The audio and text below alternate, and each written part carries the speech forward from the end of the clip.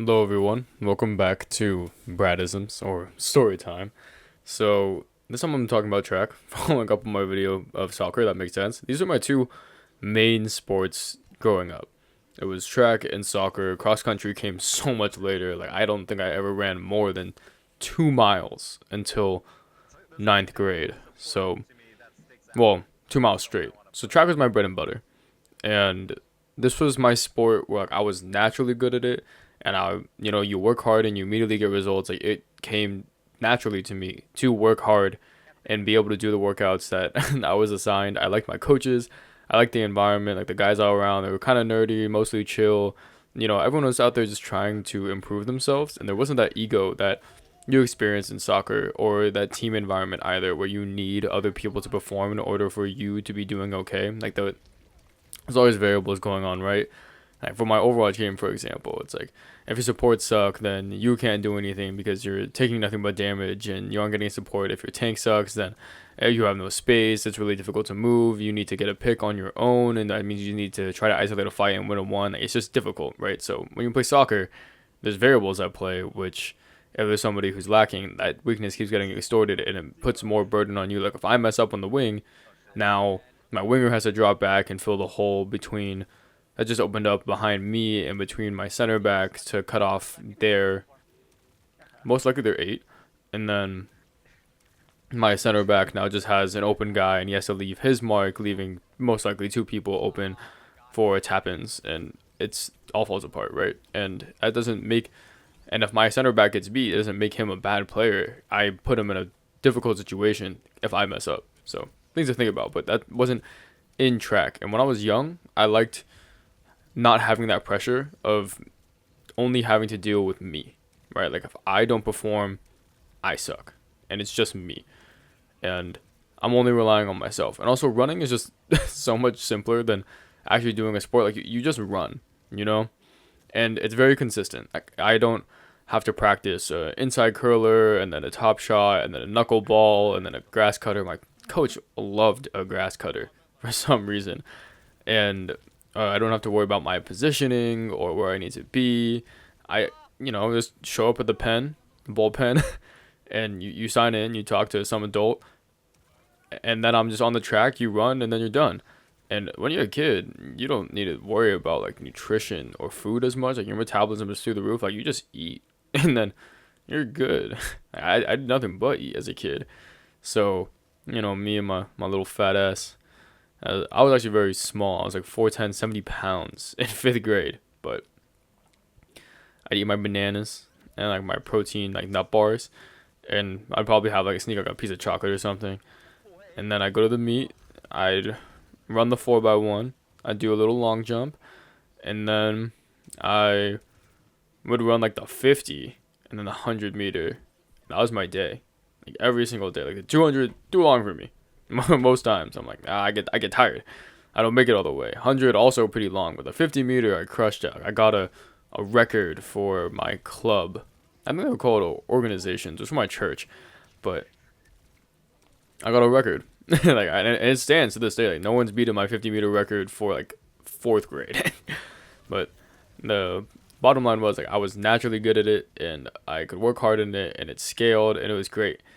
And then I got to the age where you could actually compete into regional finals. So regional for track is the step right before you get to your section. For me, that was the North Coast section in California. But as a kid, you top out at regionals, and I think it was called Dices. And for me, I don't think I could compete until I was like in third grade, and then I make it for third grade. And I'm very used to being either first or second. There was this other Filipino kid, Keegan or Kian, I think, if you're out there. Screw you, man. But I would go back and forth with him if he was having a good day, if I was having a good day.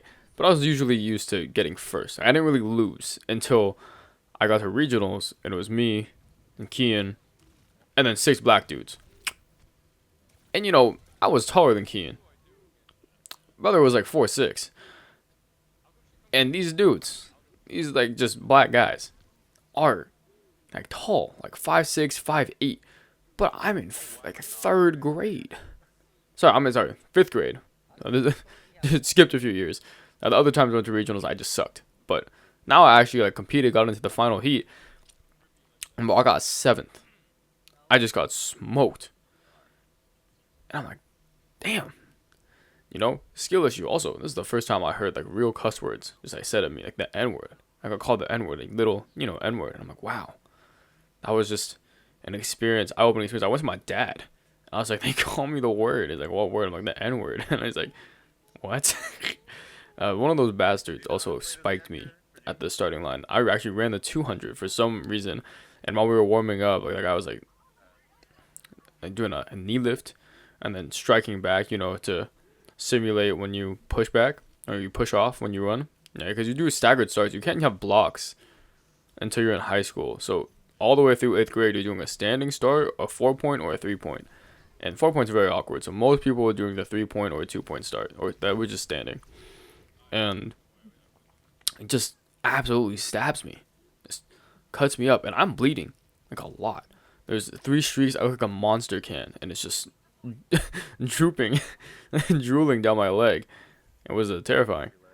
Well, not terrifying, mortifying. It actually didn't hurt that much in the moment. I really don't know why. I always got like adrenaline. It was about my time to race. Like the heart started pumping, you get nervous. I got all sweaty. I was always sweaty. And then like you do it and be over, and then you'd be happy. And you get like a blue ribbon for winning, and it makes you happy. And you see little times, it's like 13 seconds, and you're like, let's go. And my best 100 ever was actually a 12:01. I never broke the 11-second mark until I left high school, got healthy, and then got my fat ass back on the track and ran like an 11:6. So, holy fall off. But I went from running a 12:1, I went from running a 13:1 in 8th grade to a 12:1 in 9th grade to a 12:01 in senior year on a bum hammy.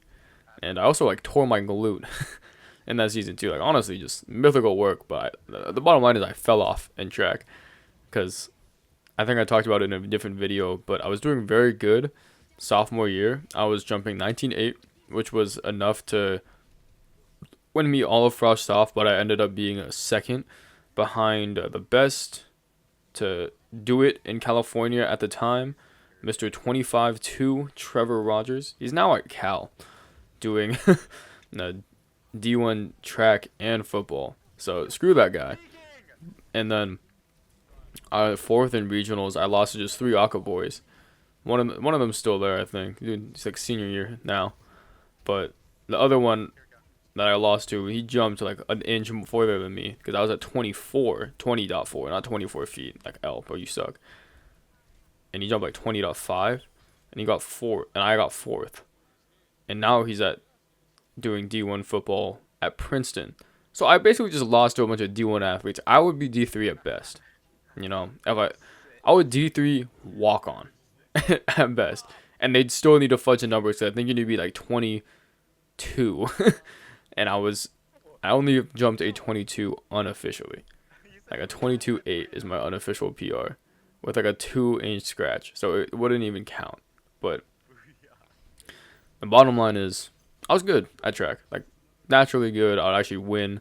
I'd actually put up points for my team. I got 1 MVP, 1 most improved. I was a captain. I had an award. I had legacy. Like it was great. Like I actually knew what it was like to not feel like a loser in the sports that I did. And then I went back and coached. And I coached kids, so K through 8, and I also coached high school.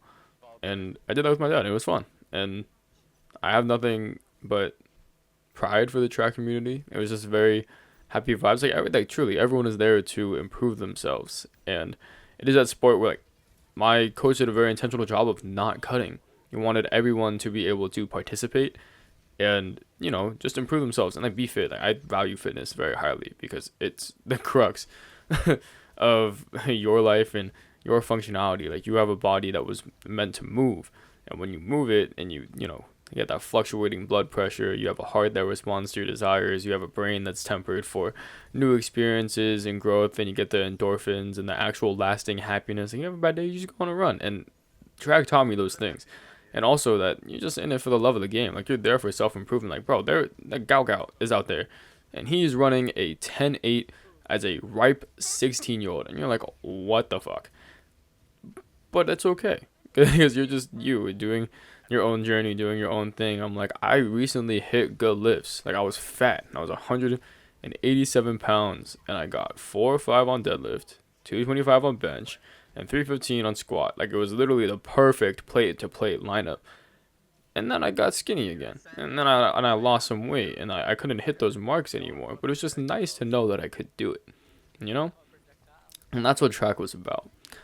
It was, of course, there's going to be people better than you, and it is a competition which is entirely related to proximity. Like I was competing against number one in California, and two D1 athletes, includes that guy, but I was nowhere near number one in California. Like I was jumping 20 foot, like barely 20 feet, 20 feet 4 inches. So that is to say that, you know, even if I was good at track for my area, I wasn't that good at track, like in general. I'm you know, no one's giving me a scholarship for jumping 20 feet. You know, I got a pat on my back. I didn't even beat my uncle. I beat my dad, but my uncle jumped 22 like 4 in his time at the very same high school actually, which is crazy. And I never beat him. Nah, that made me sad. I'm faster than them in the 100 and the 400 though. So yeah, take that. But yeah, it is nice to say that I had that stability for something that I was good at and something that I felt like I could work towards. Like it sucks to like, study, for example, and it just feels like you're not making any progress, or that the task is so large that it's insurmountable, that it's just impossible to do. And that's sometimes what it felt like when you're just competing against these people and it feels so beyond you.